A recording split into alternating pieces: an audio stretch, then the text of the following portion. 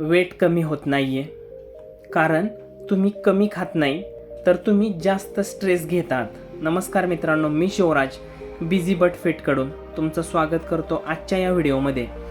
Stress आला की शरीरातून कॉर्टिसॉल वाढतं आणि कॉर्टिसॉल तुमचं गट डिस्टर्ब करतं. गट डिस्टर्ब झालं म्हणजे पचनसंस्था डिस्टर्ब झाली की काय होतं, फूड नीट डायजेस्ट होत नाही.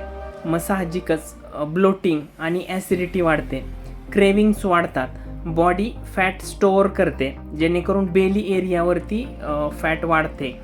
सो प्रॉब्लेम तुमच्या डाएटमध्ये नाही आहे तर प्रॉब्लेम तुमच्या स्ट्रेसमध्ये आहे. स्ट्रेस म्हणजेच गट म्हणजेच हार्मोन्समध्ये आहे.